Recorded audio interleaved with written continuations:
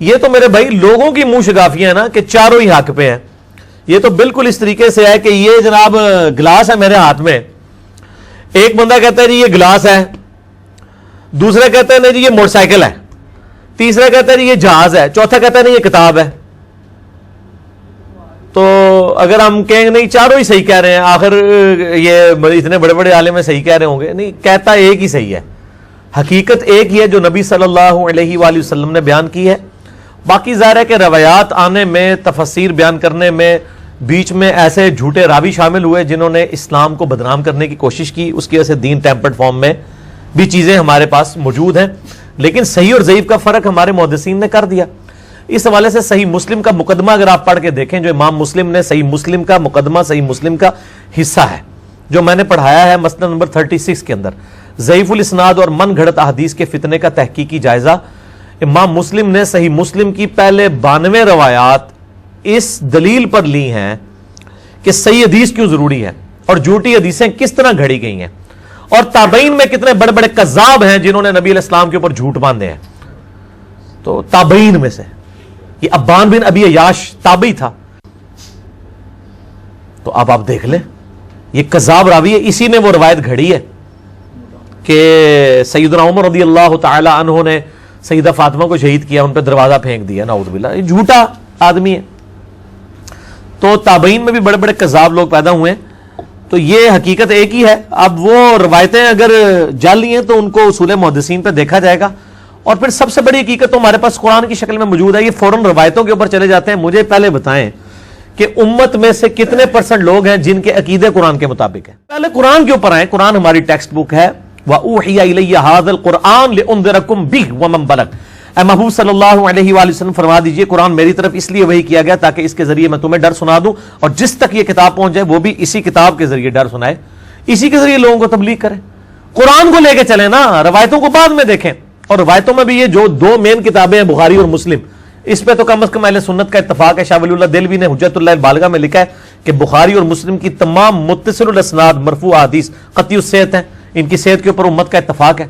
تو پہلے یہ 7563 حدیثیں بخاری میں اور اتنی مسلم میں, یہ کو 15,000 روایتیں تو پہلے پڑھ لینا آپ, پھر اگلی پھر روایتیں دیکھیں گے. 80% دین تو اس میں کور ہو جاتا ہے, اور عقائد تو 100% قرآن میں ہے.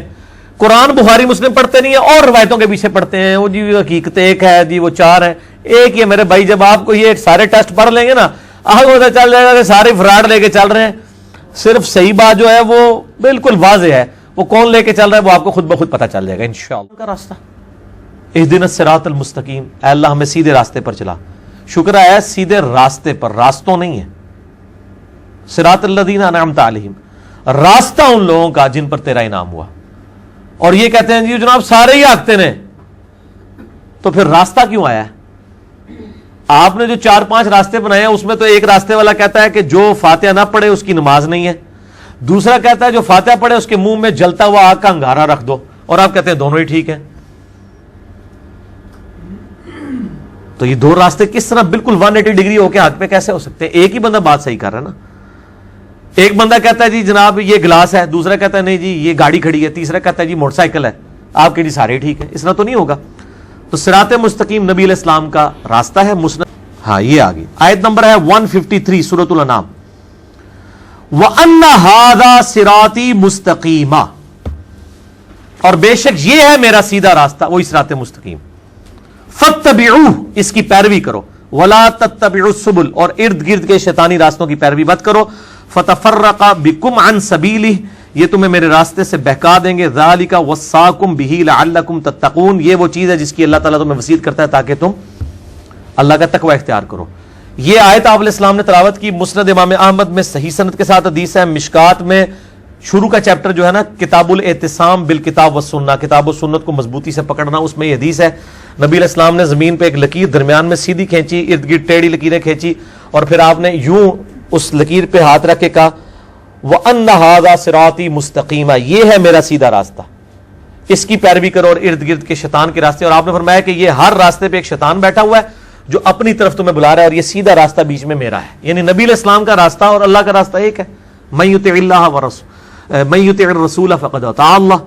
تو نبی علیہ السلام کا راستہ صراط مستقیم ہے, اور ظاہر ہے وہ وہی ہے جو قرآن حکیم کے اندر ہے. میں اماموں کو کریٹیسائز نہیں کر رہا, یہ فرقے اماموں نے نہیں بنایا, ان کے ماننے والوں نے. آج ہم جیزس کرائسٹ کی نام پر کھڑی کی کرسچینٹی کی مخالفت کرتے ہیں. عیسیٰ علیہ السلام تو وجیہن فی الدنیا والآخرہ قرآن میں آیا ہے, ہم تو ان کی عزت کرتے ہیں دنیا اور آخرت میں, اللہ تعالیٰ کے وہ مقرب بندوں میں سے.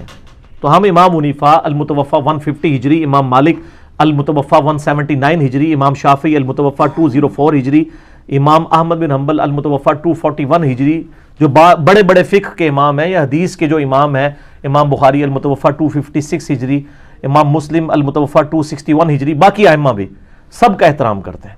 ان کے ناموں پہ فرقے جو کھڑے ہوں گے, تو عیسیٰ علیہ السلام کے نام پہ اگر فرقہ کھڑا ہو جائے تو ہم اس کی مخالفت کرتے ہیں, تو ان اماموں کا نمبر تو عیسیٰ علیہ السلام کے بعد ہی آتا ہے.